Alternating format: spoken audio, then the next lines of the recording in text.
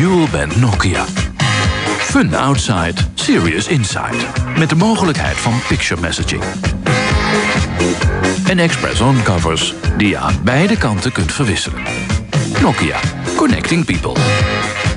In 2007, one company controlled 40% of the entire global mobile phone market. They were selling 468 million phones a year. That's 15 phones every single second. Their brand was more valuable than Google, valued at over $300 billion. They seemed absolutely unstoppable. Just 6 years later, they sold their entire phone business for $7.2 billion, a 98% loss in value. Their market share plummeted from 40% to 3%. The company that once employed 200,000 people laid off over 100,000 workers. This is the story of Nokia, how the undisputed king of mobile phones went from connecting people to disconnecting from reality. And the most shocking part? They saw the future coming.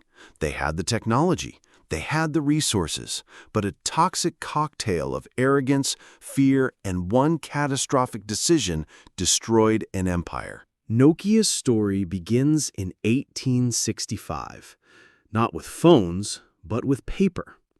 Fredrik Idestam founded a paper mill on the banks of Finland's Nokianvirta River. Over the next century, Nokia made everything: rubber boots, car tires, televisions, even toilet paper. But in 1987, Nokia made a pivotal decision. They introduced their first mobile phone, the Mobira Cityman. It weighed 800 grams, cost $4,000, and had a battery life of 1 hour. Mikhail Gorbachev used one, earning it the nickname Gorba. The 1990s changed everything. Nokia's engineers had a radical insight.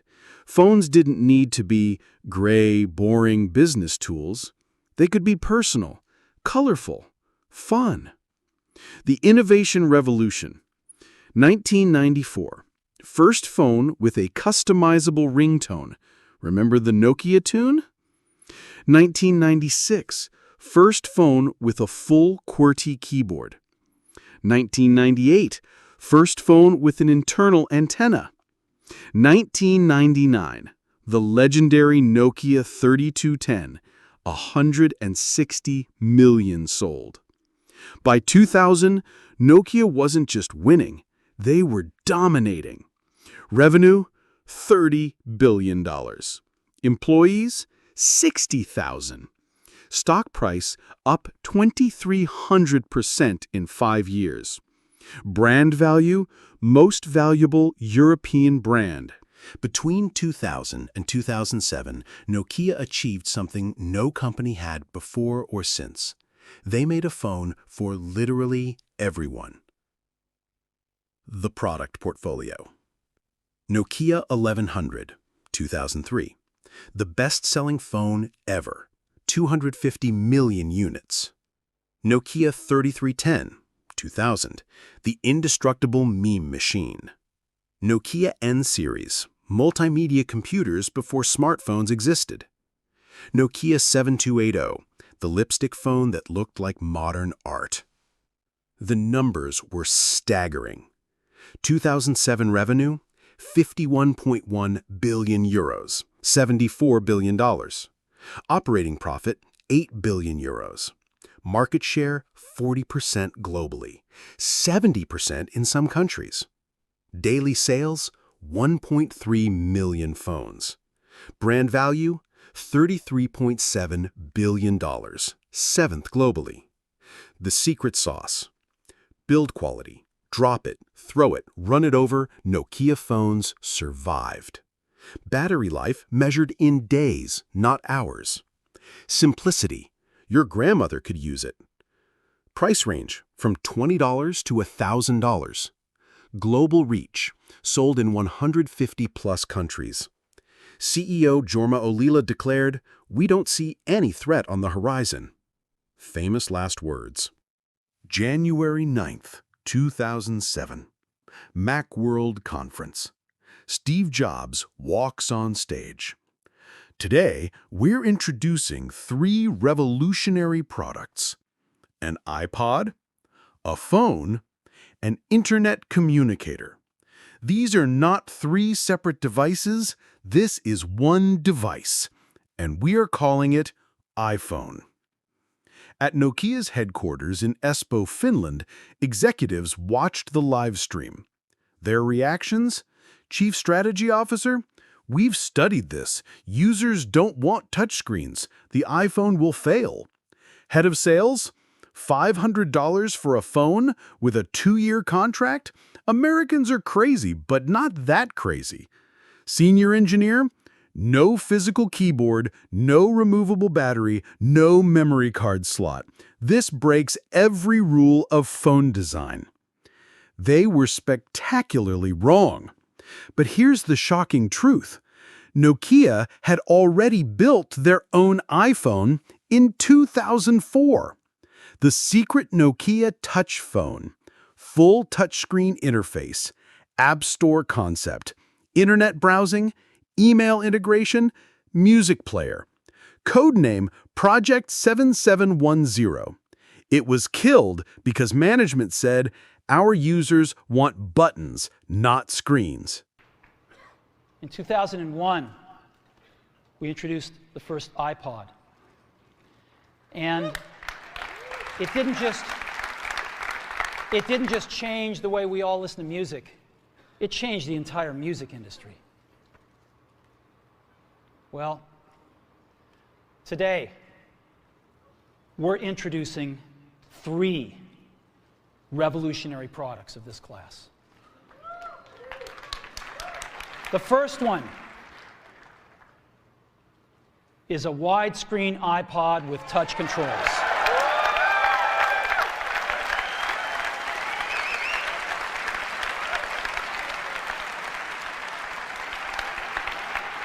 The second is a revolutionary mobile phone.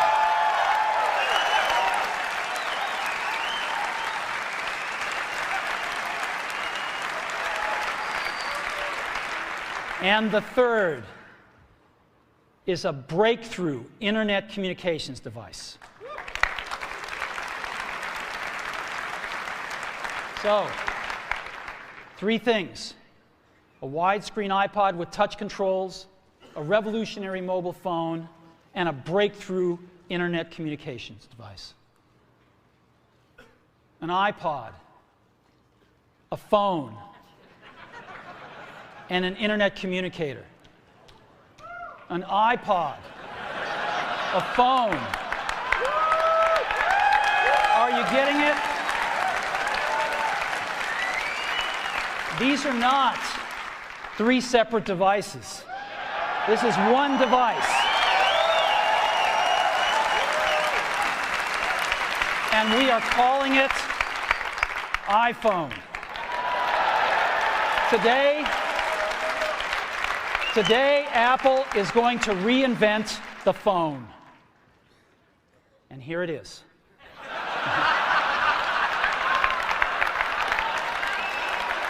No. Actually, here it is, but we're going to leave it there for now. So, before we get into it, let me talk about a category of things. The most advanced phones are called smartphones, so they say. And they typically combine a phone plus some email capability, plus they say it's the internet, sort of the baby internet, into one device, and they all have these plastic little keyboards on them. And the problem is that they're not so smart, and they're not so easy to use. So if you kind of make a Business School 101 graph of the smart axis and the easy-to-use axis, regular cell phones are kind of right there. They're not so smart, and they're not so easy to use. But smartphones are definitely a little smarter, but they actually are harder to use. They're really complicated. Just for the basic stuff, people have a hard time figuring out how to use them. Well, we don't want to do either one of these things. What we want to do is make a leapfrog product that is way smarter than any mobile device has ever been and super easy to use. This is what iPhone is.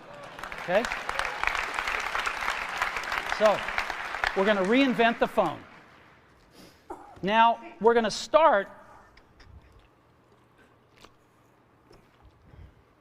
with a revolutionary user interface. Is the result of years of research and development, and of course it's an interplay of hardware and software. Now, why do we need a revolutionary user interface? I mean, here's 4 smartphones, right? Motorola Q, the BlackBerry, Palm Treo, Nokia E62, the usual suspects. And what's wrong with their user interfaces? Well, the problem with them is really sort of in the bottom 40 there. It's this stuff right here. They all have these keyboards that are there whether you need them or not to be there. And they all have these control buttons that are fixed in plastic and are the same for every application. Well, every application wants a slightly different user interface, a slightly optimized set of buttons just for it. And what happens if you think of a great idea 6 months from now? You can't run around and add a button to these things. They're already shipped. So what do? It doesn't work because the buttons and the controls can't change. They can't change for each application, and they can't change down the road if you think of another great idea you want to add to this product. Well, how do you solve this? It turns out we have solved it. We solved it in computers 20 years ago. We solved it with a bitmap screen that could display anything we want, put any user interface up, and a pointing device. We solved it with the mouse, right?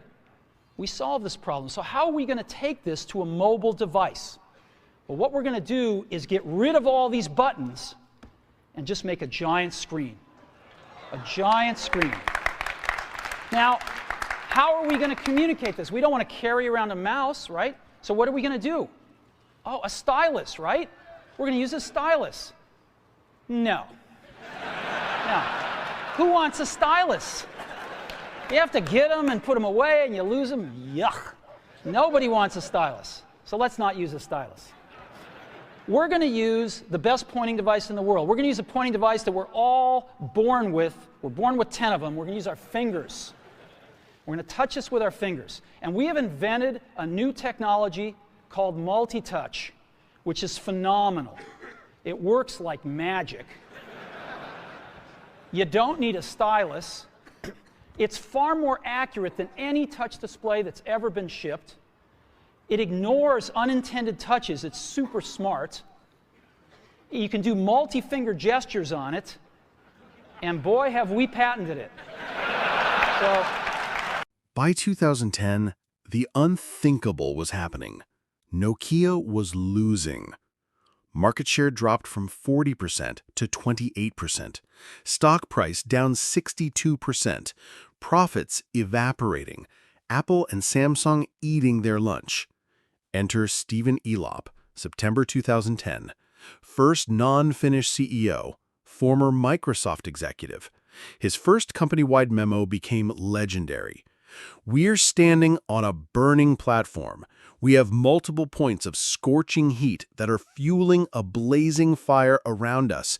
We have lacked accountability and leadership to align and direct the company through these disruptive times. The problems were systemic. Symbian OS, Nokia's operating system, was a disaster. Took 22 months to develop new features. Developers hated it, crashed constantly. UI from the Stone Age. Internal politics. 12 different teams building competing phones. Managers sabotaging each other. Nokia versus Nokia instead of Nokia versus competitors. Finnish culture of consensus. Every decision needed unanimous agreement. Junior employees afraid to challenge seniors. It's not the Nokia way killed innovation. The app problem. iPhone, 500,000 apps. Android, 400,000 apps. Nokia, 20,000 apps. Mostly garbage. Well, the phone maker Nokia is launching a counter-offensive against Apple and Google in the smartphone wars. It has just unveiled its first phones with Microsoft's Windows operating system, the Lumia. Joining me now for an exclusive interview on Nokia's comeback strategy is the company's CEO and president, Stephen Elop. Stephen, great to have you with us here in the studio. My pleasure. And, it is a comeback, that you are trying to foment here with Nokia, because, we have a stock chart that shows how much Nokia shares have dropped off since Apple introduced the iPhone back in 2007. I think the stock actually has fallen about 76%. I know you just joined back in 2010. So with the stock price, with that big of a drop, how are you going to measure success from here on out with Nokia? Well, there's a number of things that we look for in terms of success. First of all, we have to make sure we're delighting consumers. And last week we had the great privilege of standing on stage and sharing a brand new line of smartphones, the Nokia Lumia devices, which first results in terms of reaction and buzz and everything is very positively received. We also launched last week a range of what we call mobile phones for emerging markets, again being very enthusiastically received, the Nokia Asha family, right, as well as a number of capabilities that make our products unique. And through all of these things, essentially like what we said... What's different? We have capabilities in navigation, something called Nokia Drive. We have unique music capabilities. We have a unique partnership with ESPN, for example. So all of these things together allowed us to stand on stage and say, this is a new dawn for Nokia. So it was a proud moment. But you're confident that's going to drive users from the iPhone, from the Android operating systems to your platform? Yes, absolutely, because what we're delivering with Nokia Lumia is a unique experience, a unique point of view. When people put the devices in their hands, when they experience it for the first time, they say, wow, the smartphone is continuing to innovate, Nokia is innovating, and we're really excited about this. So we're looking forward to some good results. February 11th, 2011. Nokia drops the atomic bomb. They're abandoning their own software and partnering exclusively with Microsoft's Windows Phone. The deal: Microsoft pays Nokia $1 billion. Nokia makes only Windows phones. Microsoft gets Nokia's patents. Both companies win against Apple and Google. Why this was insane? Windows Phone had 2% market share. Developers weren't making Windows apps. Nokia alienated their own engineers. They became dependent on Microsoft's success. The market reacted instantly. Stock dropped 14% in one day. $8 billion in market value vanished. Credit rating downgraded. Mass resignations began. The Elop effect. Employees called it the Elop effect. Everything he touched turned to ash. Killed MeGo, Nokia's promising Linux OS. Fired 10,000 employees in first year. Closed factories in Finland, Germany, Mexico. Sold headquarters building. Burned through $3 billion in cash. The conspiracy theory. Many believed Elop was a Trojan horse sent by Microsoft to destroy Nokia's value so they could buy it cheap. Evidence: his $25 million signing bonus from Nokia. His Microsoft shares kept during Nokia tenure. The suspicious timing of bad decisions. His $18.8 million bonus when Microsoft bought Nokia.